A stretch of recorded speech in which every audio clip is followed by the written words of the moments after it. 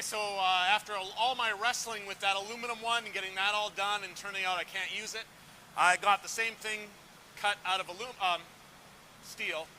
Got the same thing cut out of steel, and here it is. So I just got to weld it together now and put it on the car.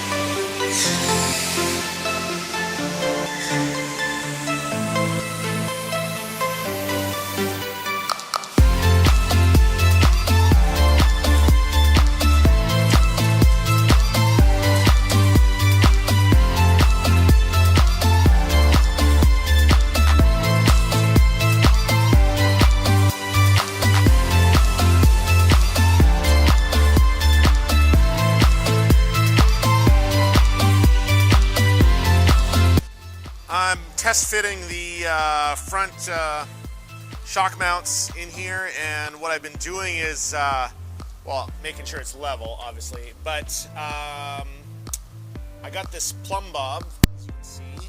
I got the plumb bob on here, and I've been measuring from the plumb bob to this piece that goes across here.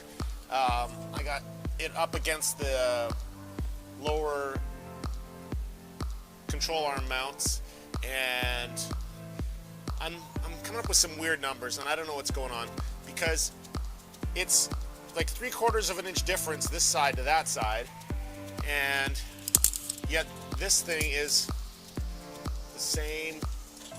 It's the same location on either side at the bottom. So all I can think is this thing got twisted somehow while welding. So I'm going to make sure that the shocks work properly, like in this location. I've tack welded the mounts in.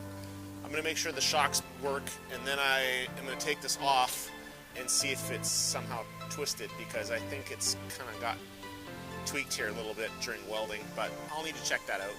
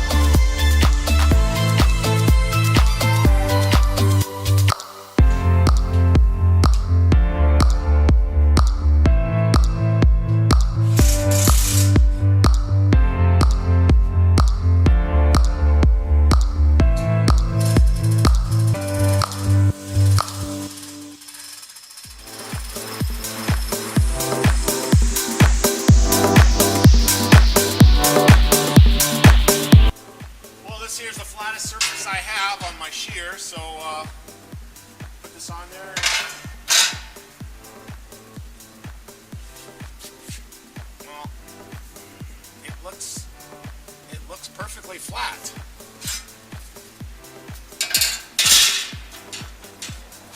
Oh no, there's a little bit of a tiny bit of a twist in there. Okay, well that may account for that difference one side to the other. Well, that's good to know. Well, my audio is all messed up because I have this new microphone that's supposed to solve all my audio problems, but I don't know, something is not right with it. But anyways, okay, so it's all welded in there now. Well, bolted in, but the mounts are welded, and it's looking really good. I'm very happy with it. I'm gonna be adding some stiffener probably between here and this bar, and I'm also gonna add probably stiffener down here between this and the steering rack mount, because I think the steering rack moves. I think it has a little bit of flex in it, which I don't like, obviously. So I'm gonna be putting mounts between there, and then also some kind of a brace back there.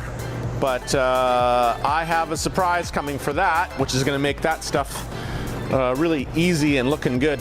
But anyways, yeah, the car, the suspension is surprisingly cushy with these spring rates. When I bounce up and down on it, it actually moves up and down much more than before.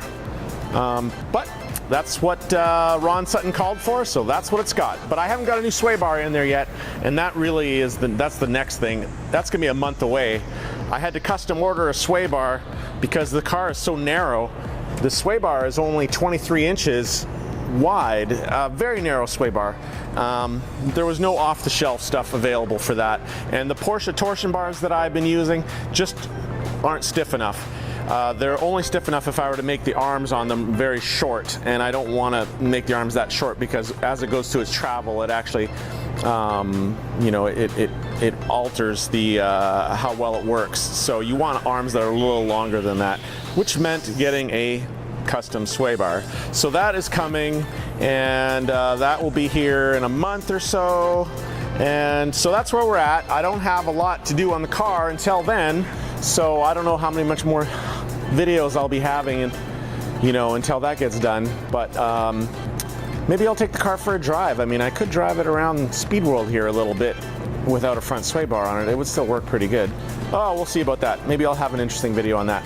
So we'll catch you later, and please share with friends, give me a thumbs up, and let's get me to 1,000 subscribers.